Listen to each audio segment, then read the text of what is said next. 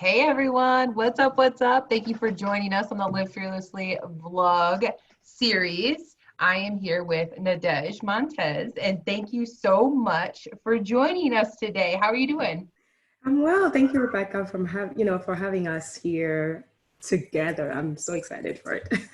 Yeah, super excited. So I'm going to give you a quick little intro and then we'll just dive right in so that people can get to know your story. And I'm excited to hear more from you and go in depth and take what nuggets we can learn from your experience. So I'm super excited. Okay. Nadej is a personal development and executive leadership coach. She helps women learn to build self-confidence, cultivate their curiosity, and successfully lead their lives and businesses to mentally pivot in their own ways without becoming rattled by life's demands and work commands. I love that. Okay, I'm going to just stop there and we're going to just dive right in. I'm super, super excited. So I love that you're about leadership too. That's one of my passions, and confidence. We relate on a lot of those awesome things. And so Nadej, I'd love to start out with something, with you sharing something relatable, or it could just be a fun fact about you that maybe we wouldn't know if we went and jumped in your Facebook group or saw you on social media. So what is a fun fact you would like us to know about you? Oh my, outside of it all, outside of it all, I'm a teacher, I'm an educator. I've been in the education for 20 years, and also I'm an event planner. I love decorating. I love planning events. I am a certified professional bridal consultant, and but it wasn't something that I really wanted to stay on and focus on. It was something that I just loved, and I always wanted to be there to help friends and family create their events. So I That's dove amazing. into it and decided that, hey, I really want to do something that I'm creative and passionate about and bring it into my life. But that's something fun and fact that you get to hear about me personally. And I'm not married. I don't have any children, but I love children. As you could hear, I'm 20 years education experience, so Yeah, it's always around children. I love it. I love that you're a bridal consultant, that you have that piece, and that is such a cool piece to be able to like help friends and family with and move in that space, even though you don't use it necessarily right now. Like maybe it's just something that's fun, but I think it's really important that we have those things that are just using a skill that we might need, we might not need. And I'm sure the organization that you've built around your career in teaching has Mhm. been a huge benefit towards, learning the tools in both of those industries. So that's super fun to know. Absolutely, absolutely. It does help because to me, I find that all of the aspect of event planning, it requires for you to be organized. Yeah. And when you're working in school, you're working with children and you're working with family, you also have to be organized. I have trained teachers. So therefore, as a trainer, I have to keep myself up and organized, ready, and make sure that everything is always well presented. Of course, there used to be a time when I thought everything had to be perfect until I Uh, really understood the real world of, coaching and understanding how it's not about perfection, but it's about the progression and the work that we do to ensure that other people are learning from and actually benefiting from. So I had yeah. to eliminate the perfection aside and put it aside. I love that. I'm writing down progression over perfection. Perfection. Yeah, I like that. Progression over perfection. That might be what this episode is called. I love it. I love it. That's great. So let's dive in about fear. Okay. So Mm. I'm going to ask you to tell us about a significant time in your life when fear held you back from living your life fully. Mhm. Oh yes, there have had many of those times, Yeah. but I do take myself back to 3 to 4 years ago because back then I was pretty much stagnant. I was at a place where I believed in the generational curses, where everything before I make a choice or before I do anything. I worried about what other people would say. And I never wanted to take leaps, just so to go into what I really wanted in my life. So I did have that time where I was struggling and I felt like, things were really pressuring me to do what I really wanted to do, work into, going into my business and working as a coach, and also showcase who I am, my authentic self. And all that required for me to had breakdowns. I had, my heart broken around the same times, and a lot of things where I needed to focus. I had to decide that, okay, what am I going to do? And I fought the struggle for almost a whole year because I wasn't sure if I take the step, how other people, my people that I value, people that I love, how they were going to take me and perceive me. And I actually did for many years struggle with that thought, the negativity that is telling me, oh, you know what, if you do it, are you sure you're going to succeed? If you go at it, are you sure people are going to love you? And it was not the best feeling. And I can tell you and assure you that when you are struggling with fears, you find yourself at a point where you don't know whether to go forward or to go backward until you make that leap and you decide. So I had to make that leap. But yes, I had struggled with the fear of facing myself where I talk to myself at a positivity instead of talking lower to myself and having a negative self-talk to myself, because it was not helping, especially the year 2016. 2015, 2016, I felt like those were my years where I really struggled to really accept who I was, accept what I wanted in my life, and accept that, if nobody else followed me, it's okay, because I can still go on regardless of whatever choices that I made. Yes. Oh my goodness. Okay. So many things. I'm like, yes, I can relate to so much of this. And I wrote down fear of facing yourself. So that's what I pulled from there. As if you were going to like label your fear, would you say that that's accurate? That the fear was you facing yourself? Oh yeah, it Yeah. is. One of the things that I have struggled, and I know many women struggled with, is facing yourself. What exactly do you want? How do you want to live your life? Do you want to live your life being told what to do for the rest of your life? Or do you want to live your life creating a set of rules where you guide people and you teach people how to come to you? Mm, So for you to do that, you have to accept who you are. You have to love who you are. And you have to stop fighting with yourself. And mm, at the point when I wouldn't even talk to myself, I had to fight myself to stand in front of a mirror and say, you know what? Talk to yourself. Allow yourself to see who you are, your authentic self. People need to see it, because when you are coming up with a showcase, everybody sees you as a facade. So I had to decide, do I want to be seen as a facade, or do I want to be seen as me, Nadej, the mm. person who can help other women fight against the lack of self-confidence, and build themselves so they can move forward with anything they choose to do in life. That's why I do say, you face it, and mentally pivot so you could face life demands and work commands, because that's what it is when you are working on yourself. Yeah, that's so good. I love that line. I was like, yes, that just anchors it in so much. Exactly what a business owner, an entrepreneur, like, yes, we all want that, right?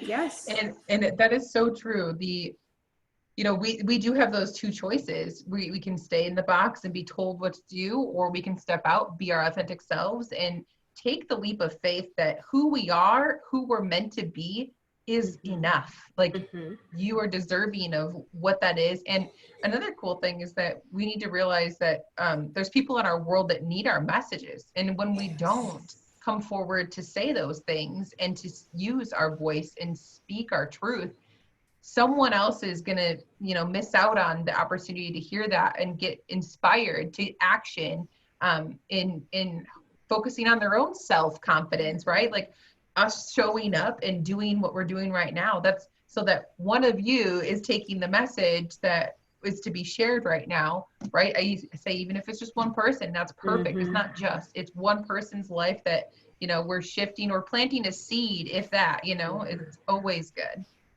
Absolutely. I absolutely agree.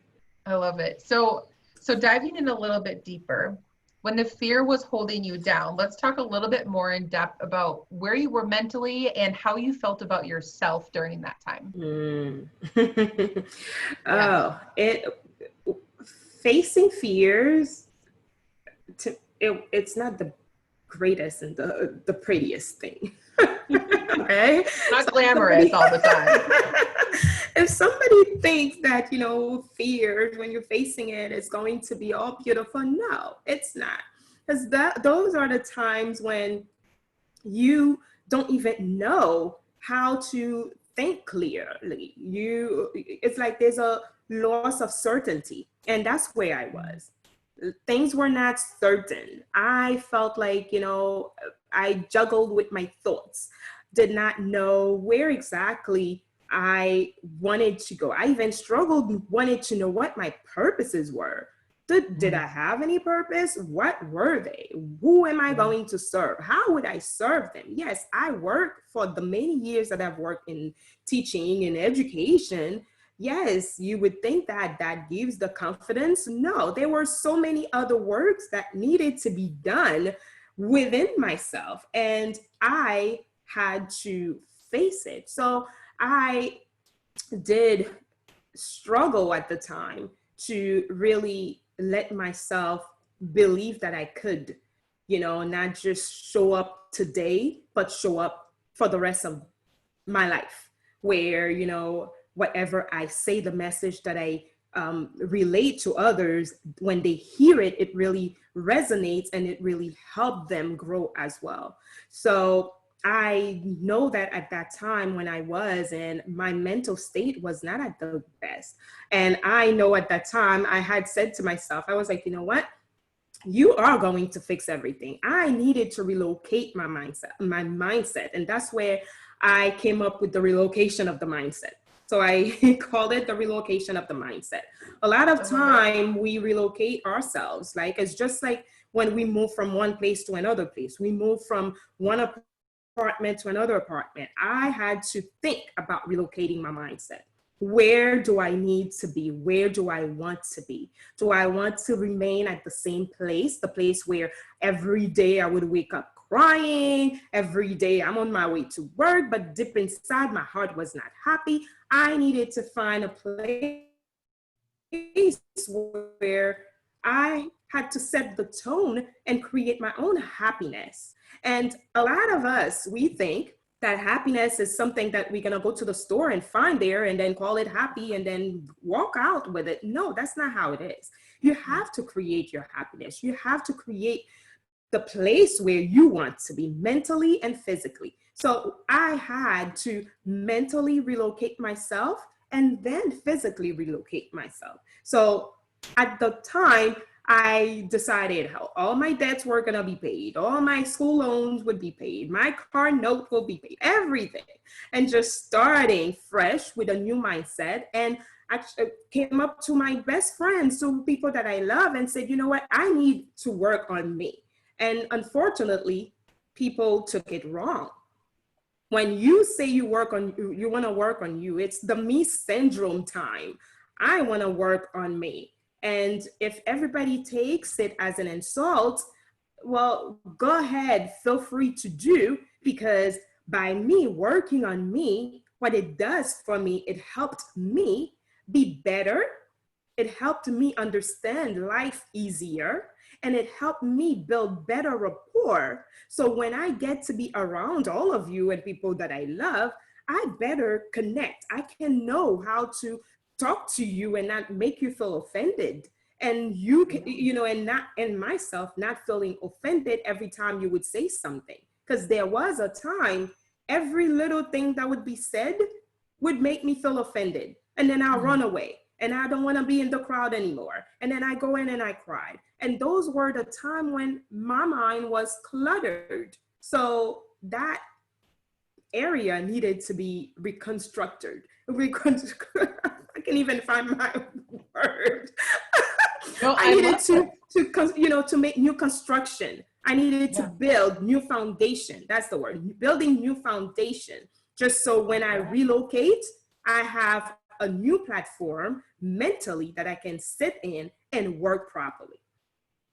I love it. I love it. That's so true. Let's lay the foundation. Let's start to build the framework. Let's fill it in and make a plan. I took so many little nuggets and notes because I'm like, oh, I need to ask that. I need to say that.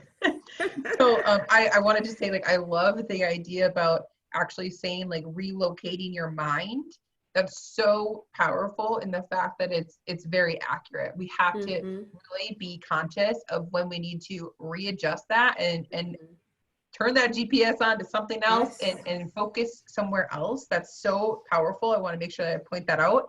And then the other thing that I want to point out for a teachable moment is that you mentioned telling your loved ones about you focusing on yourself, that you're working on you, and like just to be able to have that space and grace to know, like, you communicated that, and if it's not something that they're willing to support, cool, like, you get to do you, and you brought it to their attention so that they don't feel, they don't have to feel like neglected or anything. They're aware of it. So I wanted to point that out because I think that's a powerful point, that so many times that we don't think about, communicating that with the people that are closest to us, and they'll think, what happened to Nadej? Why is she so different?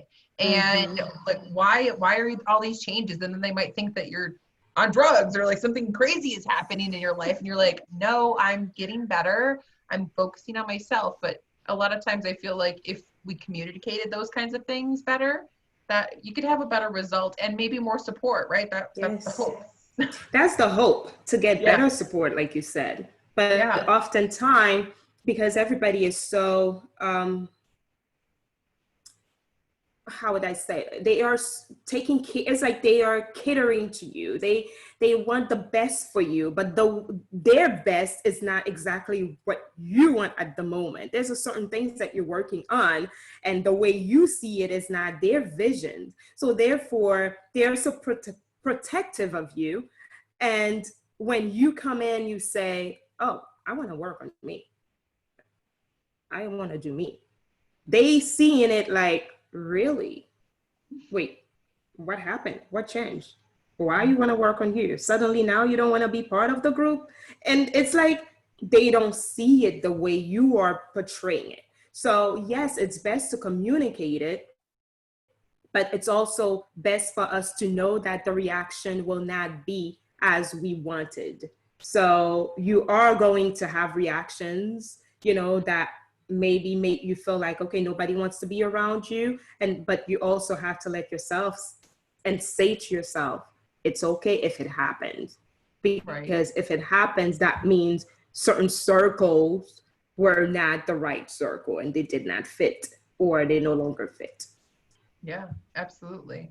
I thought of the word perspective when you were talking about that, right? Like, it's all relative to our own perspective of the situations and our mindset and what we see in the perspective and how we hear things. So communication is a huge thing. So that's great. And the other thing too is, like, I would love for us to dive in. You talked about, you said something about a notebook or a journal and decluttering your mind. Like, what kind of tools did you use you said you had so many questions, right? You were rattling off all these questions that were rolling in your head coming in. So like, what kind of tools did you set yourself up for success to be helping in that situation? I started with changing my morning routines, creating new rituals for myself, what I say to myself. And like I remember saying to you earlier, I was the type who would never stand in front of a mirror to do the self-talk and just stare at myself. So I had to start practicing that. And I believe that it is necessary. So I use the tools, I write, my notes in, journals, and started creating those thoughts. And then along the way, I also wrote down, put in together my own journals that are now on Amazon. If anybody needs Oh, to check them out, please feel free to. There are different journals, but the most important journal that I worked on is called The Catalyst of Change. And to me, I needed that because I had to do my own self-assessment. I needed to, and those questions, that's what they are. It's when you are assessing yourself, who you want to be. You have to be able to ask yourself questions. You have to be able to ask yourself, what do I want really in life? Who do I want to serve? How am I going to serve people around me? And not just friends and family, but the world. My intentions are not to serve a smaller version of a people, but it's to serve the entire world. So therefore, what kind of dreams do I want? And how far am I willing to go in my dreams just so to make it happen? So I went on to creating my own journals and work on my journals and then publish them. And then decided that, hey, I'm gonna wake up in the morning, read, and then put that into my practice. So in what I do, when I do talk to people, I always mention the practice. And I use Tuesdays as the gratitude Tuesdays because Tuesdays to me, it's part of your practice. It's what, when you really sit in to go back to what you did when you had your mindset set on Monday, and then you keep going for the rest of the week to know where you want to be. So it's my time to be grateful for the things that happened in my life. So I had to find find myself in these places, and then creating those rituals and routines for myself, and developed, myself into an everyday basis. And I call it the 7-day confidence journey because I had told myself in 7 days, there are certain things that needed to be changed, and it will change in 7 days. So those the practices are necessary because you have to be able to do them consistently, go on about the things that you really want in life, and then make sure that you do them without stopping. Show up if you have to show up every day. Talk to people, talk to yourself, especially the self-talk. I had to practice it more and more because I know where I was, how much I did not like, talking to myself, but I had to practice doing it. And if people think that you are crazy for talking to yourself, let them, because you need to do the self-talk. The self-talk is how you're educating yourself. When you hear yourself talking to yourself, you're gonna start paying attention to words that are using. Are they positive words? Are they negative words? If you are using negative words to yourself, how can you turn it around just so you can start bringing only positive words to yourself, and then build your self-esteem and your confidence? And that's where it all goes in. And that's how it all starts as well. Yes. Oh my gosh. So fun. Okay. Catalyst of Change journal. I love it. And mirror work. So you mentioned this to me when we first connected, and it planted a seed in me. And then someone else was trying to do a challenge, or is doing a challenge. And that's one of the days that they were like, I challenge you to, it's like, I haven't done the full thing, but it's 15 minutes of telling myself how much I love myself in the mirror. And I was like, this is so weird. And it definitely takes practice, but I have started doing my affirmations each.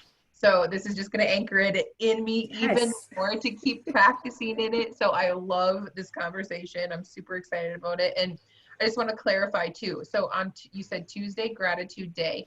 So just to clarify, do you only do your gratitudes on Tuesdays, or that's just when you were starting out to lay the foundation? It was a foundation that I was putting in together. So it's not only Tuesdays that I do gratitude Tuesdays, but as I have my ritual, like I said, I called it the 7 days, confidence journey. I had my Monday mindset. So every Monday, the focus, mindset Monday, Tuesday is gratitude Tuesday, and Wednesday, confidence Wednesday, on Thursday, goal setting Thursday, and then on Friday, curious Friday. On Saturday, it's goal getting Saturday, and then on Sunday, celebration. So those were the 7 days. That's why I did mention the gratitude Tuesday, but it's not only on Tuesday that I am grateful. Good. Okay, I thought so. I just wanted everyone else to be clear. Just in case. Okay, that's awesome. So those are really great tips for advice on how people can be moving forward right now. And so going back to when you were fearing your, seeing yourself and really facing yourself, when you were breaking free from that and you were equipping yourself with the tools that you have to move through that easier, better. You touched a little bit on the relationship. So let's dive into like what compelled you to actually do that. Was there anything really significant, or tell us a little bit more about the time that you started to make the shift? My shift started really when I moved to where I am now. Okay, so there was a physical move. There was, yes, because I did Okay. mention the mental relocation and the physical relocation. So I needed the mental relocation, but I also needed the physical relocation. The mental relocation started with me saying to myself, okay, that's it. I need to work on me. And I needed to, since I was already broken because I had my heart was broken relationship, I had to work on my finances. I wanted to make sure that those areas I was working on, then I started looking for a place and not want to stay where I was anymore. And so that really started to come together with that heartache that was happening in your life. This was a snowball that came together to just push you, get me to further. Okay. Yes. So I had to say to myself, okay, you know what? How do I start? So I started by having a vision board. On the vision board, cut out pictures, what I really wanted to work on, since my mindset, I was just working on it and I wanted to relocate. So the relocation was, okay, where do I start? So on my vision board, I had my picture in the middle, and then around it, like a clock, everything that needed to be worked on. And that's fun. So I had my health, I had wealth, I had, anything finances. I had places where I wanted to live in. I had relationship family-wise, and relationship friendship-wise, and relationship in personal lives. So all that, and relationship with God as well. So all of that, when you look into my vision board, it does have each one. And then I looked into the place where I wanted to relocate into.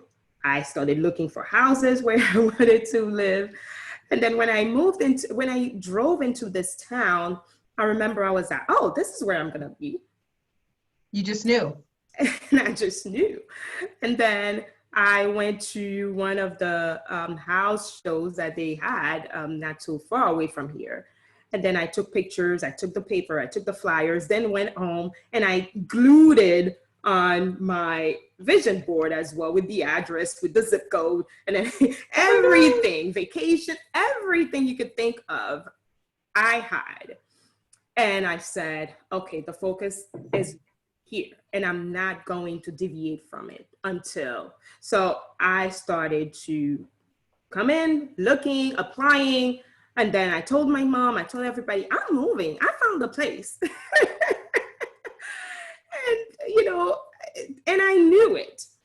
However, what ended up happening is the house I wanted to buy, somebody else bought it.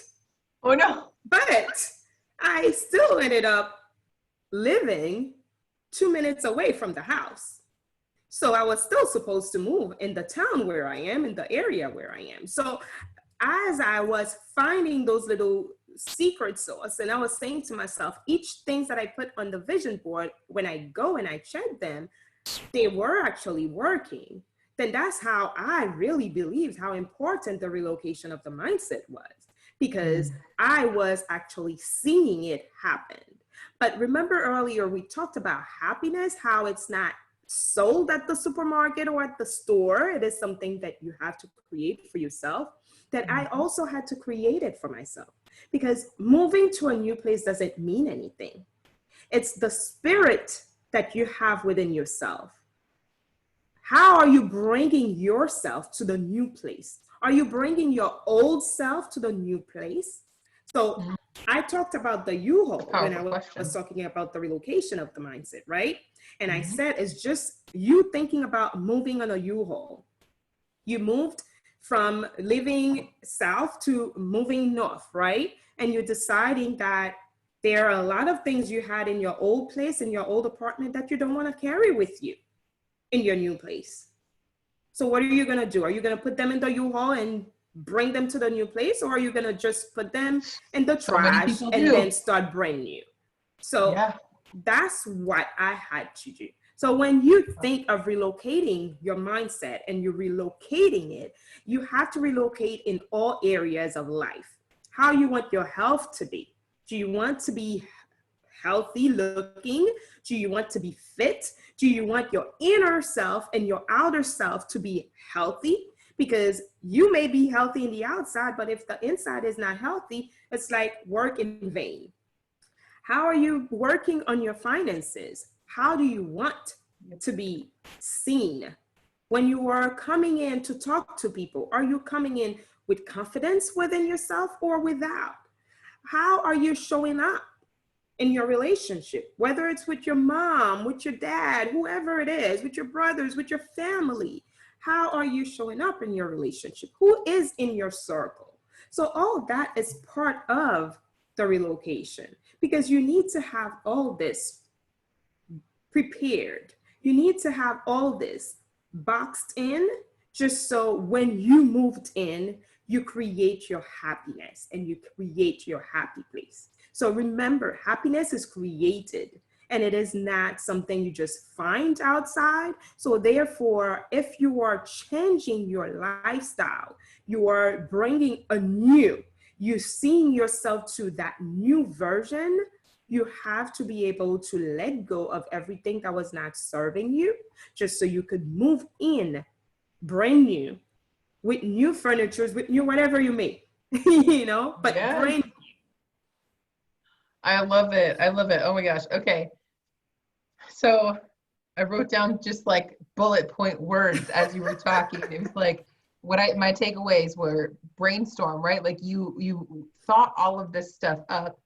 And then so first one, you're really amazing at just asking all the questions and like working through by asking yourself questions. So many things that you're saying are just questions that we need to be asking ourselves, and really being able to be aware of the answers that are happening inside of us, right? Yes, like it's so powerful. And then, so I wanted to ask you the question too, before I dive into that further, is how did you know how to do a vision board? Because I love that you have your picture in the middle. It's you, it's your vision. And then you did a circle. Like I didn't necessarily think about like putting it around it, but definitely the picture in the middle. I love that. Like, did you do a training on that? Did you like YouTube it? Did you just do what felt right? Like, tell us about how you need to do that. Because I'm sure a lot of people don't know what a vision board is. They probably have never tried it. They probably just think it's weird, like whatever. So tell us, you know, did you learn how to do a vision board, or was it just feel for you? Well, I have the CDs, actually, the audio of The Secrets. And one of the stories was about creating a vision board. And at the time, I really didn't know what a vision board really looked like. Right. But I know in the story, the author was saying how he did create a vision board. And also it was actually too, how they created their vision boards, and they were really working through what they had in their vision board, what they wanted to see in their lives happen. How one of the authors talked about how she was relocating from one state to another state, and she was already planning it ahead. And I remember way before I moved out of my mom's apartment, how I was gathering stuff and putting in boxes. And I used to tell my mom, oh, I'm just putting them in boxes. I'm gonna be moving soon. And things were just piled in boxes. Yeah. And we had to have that sense. But when I came to creating my own vision board, I tried to look into how other people were doing it and still could not make sense of it. And I decided, you know what? I'm already not at my best. And I recall it was my hardest time at those times. And I went and I just collected old magazines, and I was asking people if they had magazines, and I was focusing on, you know what, maybe I don't even need the magazine. Let me just take my own pictures and just start from there. And then I went on into clipping those words like for health, wealth, finances, relationship, and then bought my big cardboard and then glued them and put my picture with a quote. And then I wrote my own quotes next to each of them of what I needed. And then started looking into pictures outside of my picture to put in. So I did not go to school for it. I tried to see what other people were doing, but I felt like it was too reserved for what I really wanted. And I thought the best way for me to develop is by coming up with my own picture, what I really want to be for me. And that's what a vision board is pretty much. It's what you want for you. Right. And then you put it in that big board. It may not be on a cardboard, and then you just draw it on a journal. But how do you want it? What do you want to see from year 1 to year 5 happen in your life? Where do you want to be? And these are questions that you can actually put in your vision board. Some people go all the way into clipping into newspapers, journals, into, putting into their vision board. But I wanted to have it as simple as possible so it could look like a clock, and I could look into what I am working on and see the achievements. I know that I wanted my money to grow, so my stub, I put it in there. So I wanted the house, or I wanted to live in this area code and zip code. And I was like, you know what? Let me put it on the board. It did not happen that I get the house, but I still live in the same town. And my dreams is actually to become the mayor of the town. So I am working hard on that. Hey.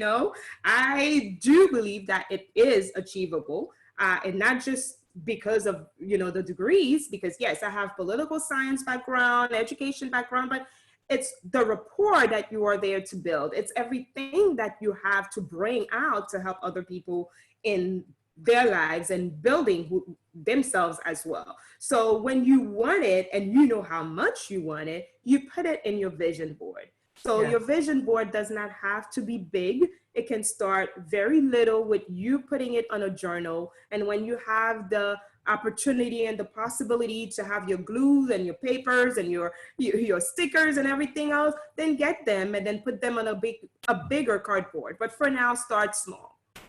Yes. Oh my gosh, I love it. Okay, so you mentioned from now to like 5 years. So let's go there. Where do you see yourself 5 years from today? Because you might have dropped a little nugget of like what you're working for. So is that like your 5-year plan, or? Well, I already said I want to be the mayor of the town, so I know I'm definitely working hard on that. That's amazing. Oh my gosh.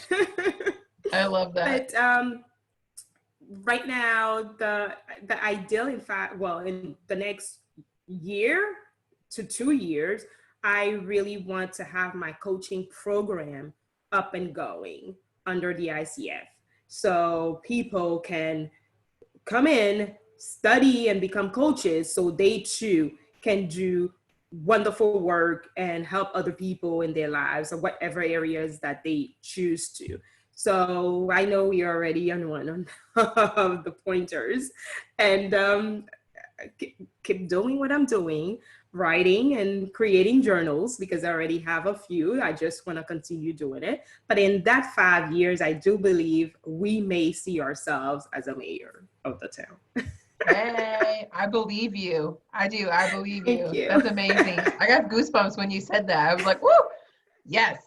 Bring those big dreams out. And it's not even like it is attainable, right? Like that is Yes. amazing. Is that on your vision board? It is in my vision board. Good. Yes. Awesome. So, Nadesh, I love this, and this is amazing. We've even went over our time because there's just jam packed. I could literally continue.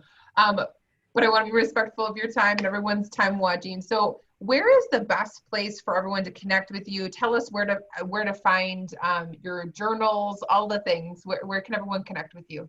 My journals are on Amazon, so that's where all of them are. You could always go to Amazon, but Amazon author, well, slash authors / Nadej Montes. Okay. Or you can just simply go to my website, www.u, letter U, slayconfidence.com. Or join me in my closed group if you wish, where also we build women and confidence within women. So it's also facebook.com/groups/u, letter U, .slay.confidence.sis, as sisters, SIS /. Nice. Okay, awesome. Go check that out. I definitely want to go check out these journals. And Nadej, thank you so much for your time, your expertise, your experiences, sharing more with us. I know I would love to have you back on here. Like this conversation is just like, I'm so jazzed up. Thank you so much for your You're time. welcome. Totally Thank you appreciate for it. having me. Thank you for Yes. having me. Absolutely. It's my pleasure. Everyone that's watching, give Nadesh some love in the comments. Go connect with her. And remember to love yourself and live fearlessly. Have a great Yes. day, everyone.